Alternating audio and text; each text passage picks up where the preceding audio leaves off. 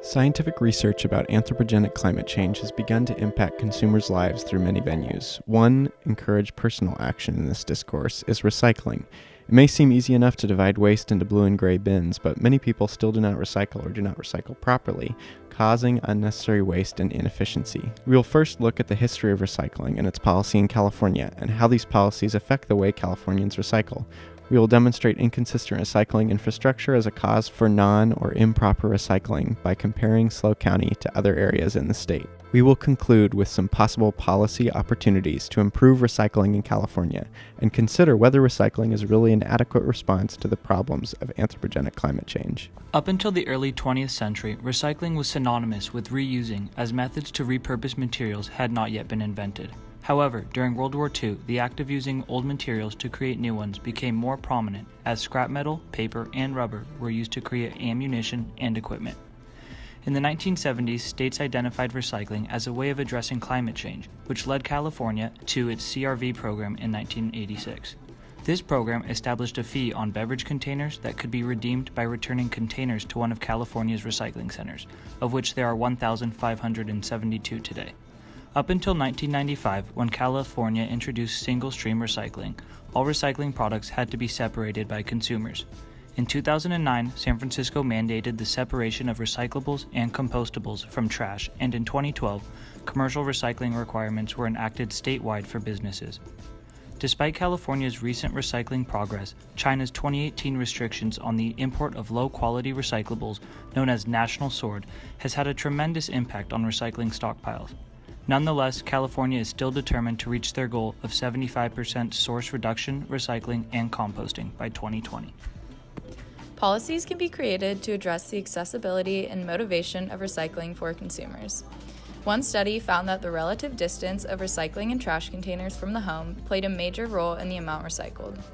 Most people in areas with a centralized recycling drop-off point were less likely to recycle than those that had a curbside recycling program, even if there was only a couple-minute walk between the trash and recycling locations.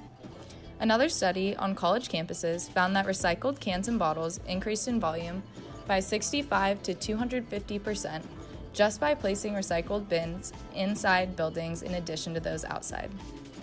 Other policies that have been introduced include charging a fee per bag of trash, often tracked by requiring labeled tags on each household's bags. This would provide an incentive for separating recycling from trash in order to save money, and has been predicted to decrease trash by 412 pounds per person per year. A modification of this would be to charge a fee based on the volume or size of trash can to limit the available space. Recycling policy and practices are largely determined by each city or municipality, so can be inconsistent in various areas throughout the state. As a whole, California typically exports about 1/3 of recyclable materials, mainly to China. However, China has recently introduced strict policies rejecting any contaminated materials and reducing the amount of imports accepted. This has led to a need for changes in local policy to address the stockpiling of recycled materials. Some of these changes include educating residents and businesses to avoid contamination, notifying or penalizing those with contaminated recycling, and instituting single-item collection systems. Concerns can also be addressed at recycling processing sites through hiring more sorting staff and investing in improved machinery. The state plays a role in these practices through suggesting policies and providing grants and loans to recycling manufacturers. Where are you from? I'm from Chula Vista. It's in San Diego. So do you recycle in Chula Vista? Not so often. I think we do, but I haven't really. So dirty pizza boxes, juice and milk cartons, paper cups, frozen food boxes, tissues, and paper towels can't be recycled in SLO. Can any of these products be recycled in San Diego? Yeah, all of those products can be recycled in San Diego. In your hometown, can you recycle these products? Yes, we can recycle all of those products.